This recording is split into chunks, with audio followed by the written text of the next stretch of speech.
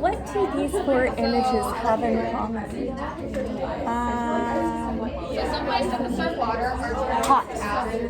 Hot. Okay, well, today we're going to be learning about what all four of these have in common. Our objective or goal is that you can recognize how the Earth is constantly changing and what makes it change. Some of the key terms are the Earth's surface, the part that we live on, the top. Natural disaster, a negative change in the environment that's not caused by man. Tsunami, when many large waves caused by volcanoes or earthquakes happen. Hurricanes, a storm with very strong winds and often with heavy rain. Volcanic eruption, when a volcano erupts, throwing dust and ashes and sometimes lava. A landslide, when mud, water, and rocks slide downhill, picking up and carrying other materials with it. Why does the Earth's surface change? Okay, guys, all heading ideas and graphics are displayed in the adding biological changes over time. Natural disasters can affect the Earth's surface.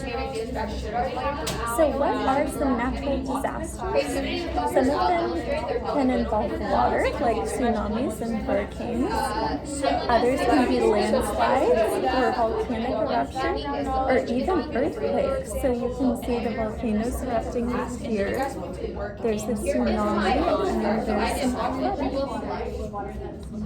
I made this art stuff using a pencil, pen, and markers.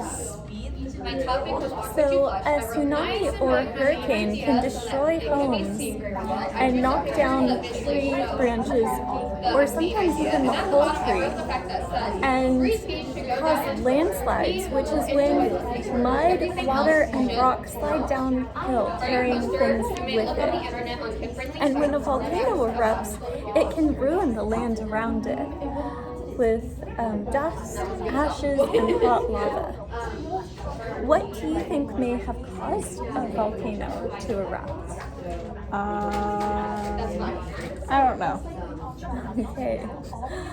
Well, those are all some very good educational guesses.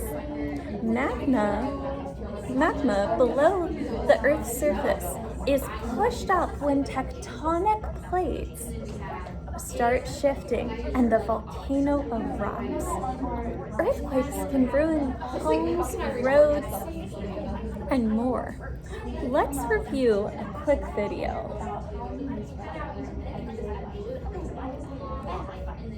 Okay, I think this one should. Some changes happen slowly, for hundreds or thousands of years. Other changes to Earth's surface can happen in just a few minutes, or even seconds. Let's look at some of these quick changes and see how they happen. Volcanoes can cause quick changes to Earth's surface. Mount St. Helens is an active volcano in the state of Washington. A volcano is considered active if it has erupted in the last 10,000 years.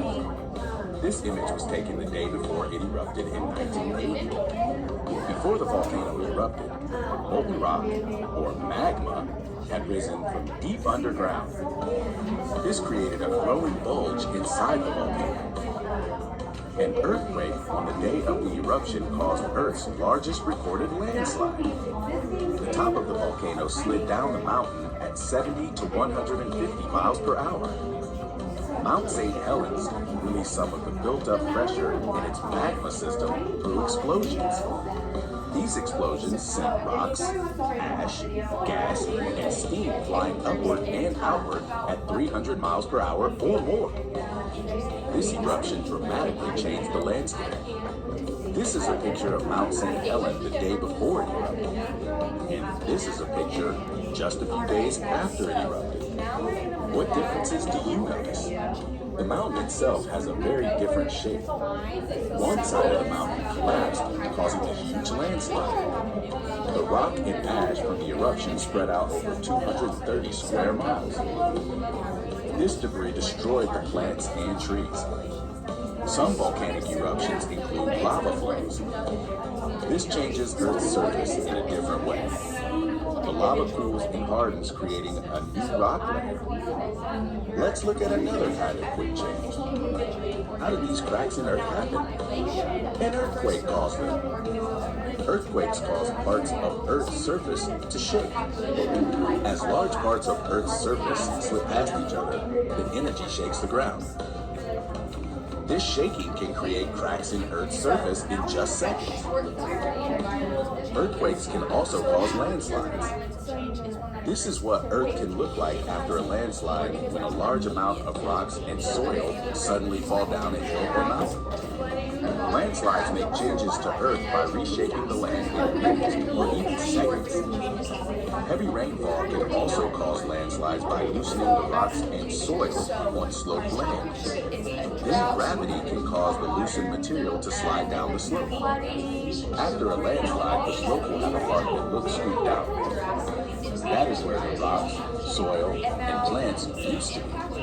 At the bottom of the slope, there will be a pile of rocks, soil, and plants. Now you know that volcanoes, earthquakes, and landslides can change Earth quickly. Can you think of any other ways Earth's surface can change?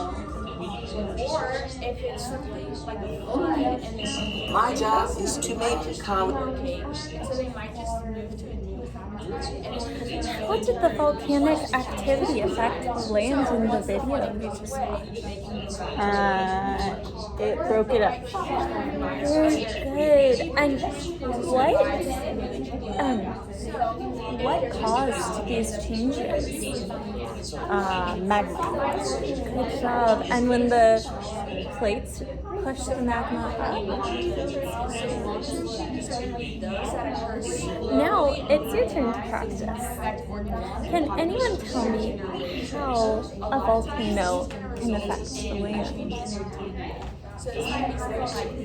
He will.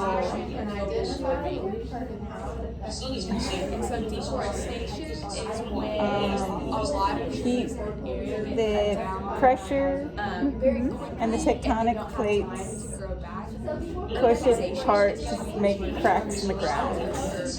Good job. And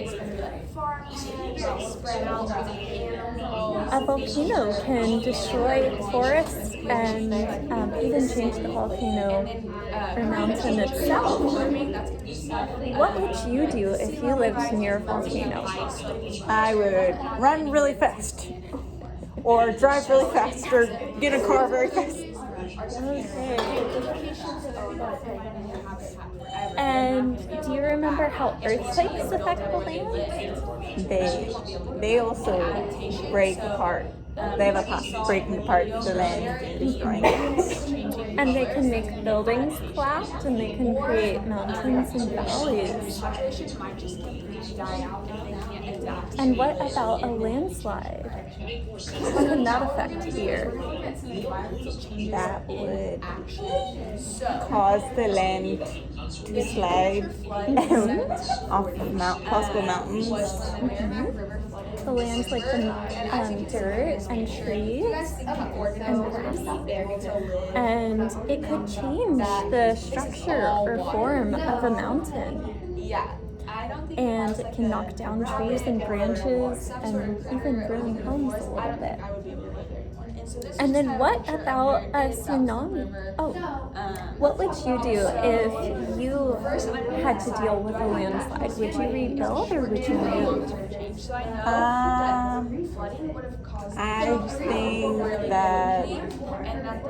I think I would possibly move if my parents moved. Yeah, I would move if my parents moved too. And what about a tsunami or hurricane? How can those affect the Earth's surface? They can drown and make and overwater the plants. Yes. And wipe out buildings. And they can knock things over, and the really strong winds can do that as well. with the hurricane. So now we're gonna look at another event that I'm gonna have you guys decide. And now it's your turn to practice this with Nearpod. So this is the code.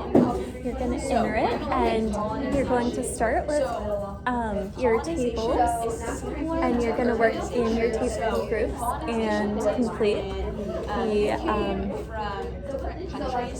you're going to climb the mountain together by answering the questions. And then once you're done, you can move on to the matching game that you're going to do by yourself without any help. And then if you finish that, there's a discussion. And if you have a question, please raise your hand and I'll come help you. And why, and what potential effects would colonization have on groups and populations in the area? So in the discussion, it asked you how you would adapt to changes in the environment, in your environment. I want you all to think about this during your lunch, since we will be talking about this when you get back for social studies. Okay, so do you think colonization would happen